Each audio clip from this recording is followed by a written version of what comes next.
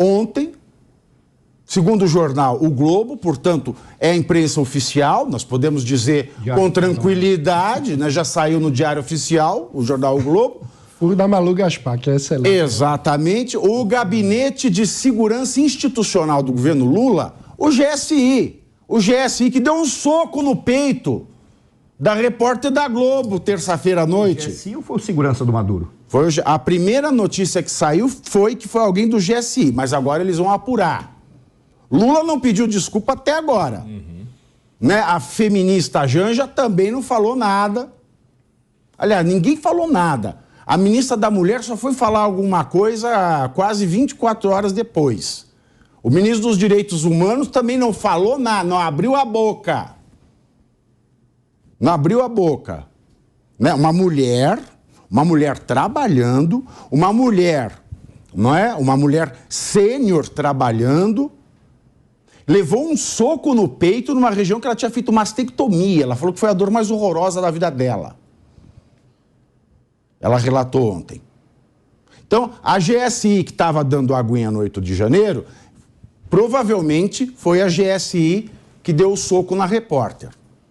Ah, mas se não foi a GSI? Bom, foi na instalação do governo federal, portanto é responsabilidade civil objetiva, dano material e moral, né, pelo dano, independentemente se foi segurança do Maduro ou o GSI. Quem é responsável pela segurança no local é o GSI. Você não pode terceirizar a segurança para segurança de outro presidente, outro ditador. Então, esta GSI. O que aconteceu então? O G. Dias ele foi pego no pulo. Né? Segundo o jornal O Globo, o general Gonçalves Dias falsificou o relatório sobre as invasões do dia 8 de janeiro em Brasília. O material é composto por 2 documentos da ABIN, que é a Agência Brasileira de Inteligência, sobre o episódio, e a comparação entre eles mostrou que o GSI adulterou o primeiro relatório enviado ao Congresso Nacional e retirou os registros de que Gonçalves Dias foi informado sobre o risco das invasões. A informação teria sido confirmada por parlamentares que tiveram acesso aos 2 documentos, numa sessão secreta da Comissão de Controle das Atividades de Inteligência do Congresso. Os documentos também deverão ser encaminhados à CPMI do 8 de janeiro. Diante dessa informação nova sobre a invasão aos prédios de Brasília, deputados e senadores da oposição, se é que ele existe, pretendem representar junto à Procuradoria-Geral da República, se é que vão achar o PGR, contra o general Gonçalves Dias, pedindo a prisão do ex-comandante do Gabinete de Segurança Institucional de Lula. E o ministro da Casa Civil, Rui Costa, disse a parlamentares que vai retirar o sigilo de 3 relatórios produzidos pela ABIN sobre o 8 de janeiro e entregar esses documentos aos integrantes da Comissão Mista de Controle das Atividades de Inteligência até o final da semana. Bom, se esses documentos já existem, por quê agora? Por que amanhã? O ex-ministro e o ex-chefe da GSI adulterou o documento, que me garante que esses que vão ser entregues depois de amanhã não vão ser adulterados também? Uai, é documento, está lá, produzido no passado, é só entregar. É só entregar. Por quê? Estão terminando de adulterar também? É uma pergunta que fica. É uma pergunta que fica. E outra, o Mauro Cid está preso. O Mauro Cid está preso. Ou, Beraldo, nós soltamos o Mauro Cid ou nós prendemos o G. Dias. E mais, digo mais ainda, também tem que fazer uma vasculhadinha no celular do Lula e da Janja, você não acha? Temos que acabar com 2 pesos e 2 medidas no sistema de justiça brasileiro. A gente tem, neste caso, um general, olha, não é uma pessoa qualquer. Alguém que entra no serviço militar até chegar a general precisa passar por várias etapas, precisa se preparar, precisa estar à altura de ser um general do Exército Brasileiro. G. Dias, um homem que não só tem experiência no Exército, mas tem experiência também... Tem experiência de Lula. Exatamente, na administração pública, porque já trabalhou em governos petistas. Assume o GSI, lugar para Lula sensível. A gente precisa lembrar que o primeiro ministro indicado por Lula foi justamente o ministro da Defesa, Zé Múcio, que era a preocupação maior que Lula tinha naquele momento, quando havia manifestação em vários quartéis Brasil afora. O GSI foi comandado 4 anos pelo general Heleno. Era um general substituindo outro general. E esse general assume o GSI, recebe uma mensagem, naquele momento de tensão, ele recebe uma mensagem dizendo que havia risco de invasão e nada fez. Nada fez. Quando tem que reportar o seu comportamento ao Congresso, este senhor adultera documento. Vejam, parece coisa de grupinho de escola. É um general com seu amigo Lula. Não, presidente, deixa aqui, meu amigo, que eu vou dar um jeito, eu tiro esse documento daqui, a gente manda só isso pro Congresso, vamos tapear esses trouxas. Tem o liquid paper aqui. É isso, entendeu? Então eles estavam ali, se reuniram para tapear os trouxas do Congresso. E o Congresso precisa reagir, porque há uma responsabilidade institucional. Não é simplesmente o G. Dias que adulterou documentação e passou para frente, não. É um representante do Poder Executivo mentindo ao Poder Legislativo. Ficaremos nessa até quando? Essa CPI, essa CPMI, dominada pelos governistas, não pode simplesmente varrer este tipo de informação, este tipo de dado, esse tipo de constatação para debaixo do tapete e fingir que nada aconteceu. Porque a gente está vendo decisões em que para um serve, para outro não serve, conforme a sua posição política. O Congresso não pode se curvar a isso e a gente vai ter que cobrar muito dos integrantes da CPMI. Ô, Ricardo, isso deu um gás, no meu ponto de vista, na CPMI do 8 de janeiro. Tá, para mim estava mortona já. Aí era um natimorto, né? Não ia servir para nada. Agora isso aqui esquentou, rufou o tambor. Você acha que agora vão pedir a quebra de sigilo, né, telemático, né, das ligações e também vão vasculhar o que tem, né, nos equipamentos eletrônicos de Lula e de Janja? Porque se a gente for usar o parâmetro do G. Dias, do Mauro Cid, né, nós temos aí a falsidade ideológica, nós temos o uso de documento falso e temos a inserção de dados falsos. Então, e são crimes mais sérios, né, na escala de gravidade e de afetação do bem público. Porque a carteira de vacinação não causou prejuízo nenhum.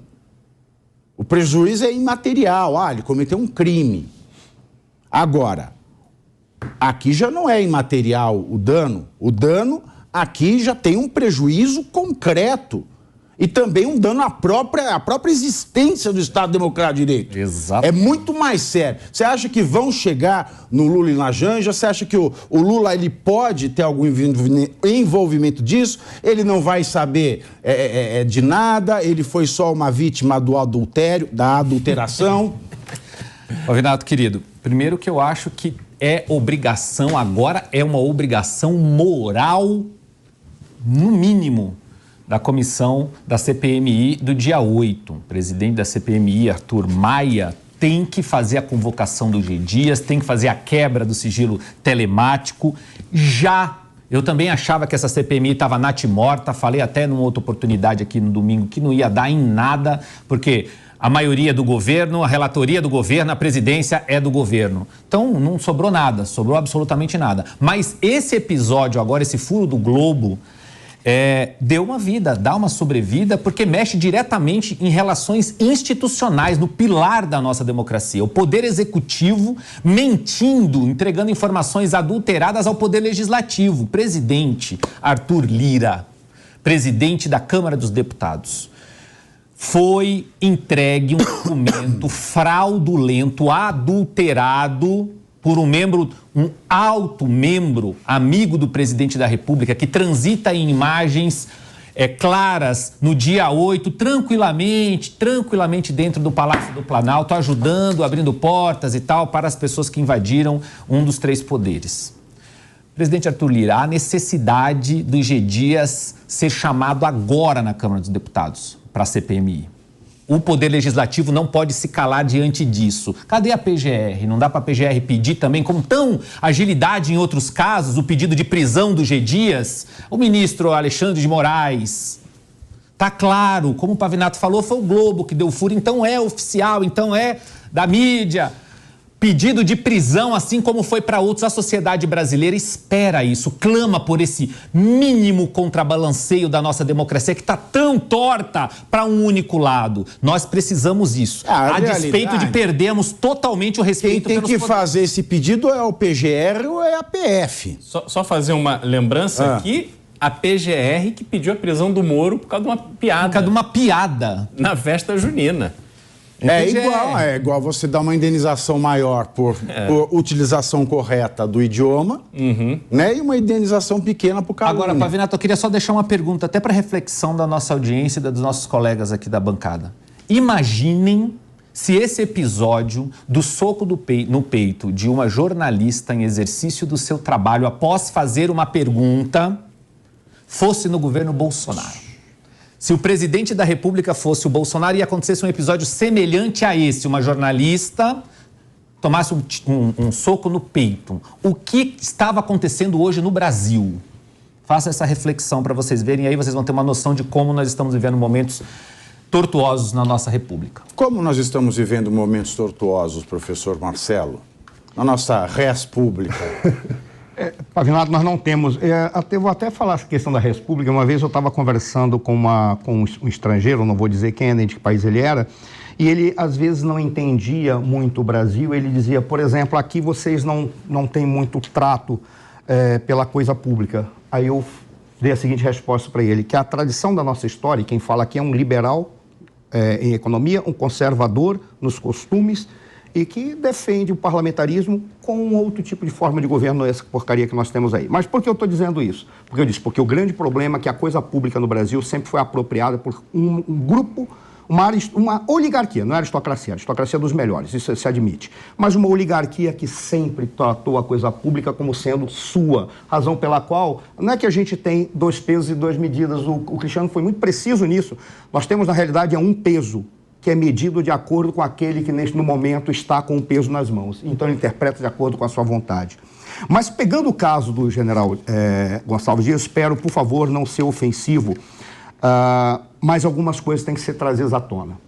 A carreira militar se encerra como coronel. General vem depois por escolha, porque ele tem que exercer um papel administrativo mais do que um papel estratégico. Qualquer coronel tem capacidade de desenvolver capacidade estratégica para comandar uma guerra. É uma questão apenas de fazer uma adaptação, porque se encerra ali. Por que eu estou dizendo isso? Porque tanto ele quanto o coronel Cid, eles cometeram um ato que é indigno de algo que qualquer oficial, seja ele tendo um posto de oficial ou uma graduação de sargento, antes, todos são uma única coisa, soldados. O que é ser soldado?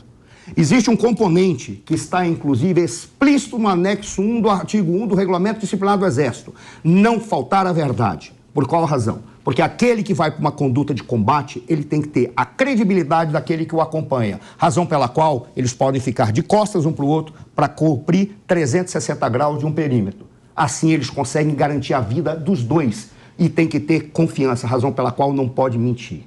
Se porventura se confirmar a adulteração dele, tal qual foi a do coronel Cid, ambos têm que ser expulsos do Exército, porque eles não configuram a honra militar e eles não são soldados antes de ter qualquer posto ou graduação. O que o general fez, se porventura se confirmar, ele deve ser expulso do Exército antes de ser preso, porque ele não pode ir para a cadeia ostentando um posto e uma insígnia que representa toda uma instituição que baseia a sua conduta na honra. E ele deve ser afastado antes do Exército. E aí nós temos a seguinte situação.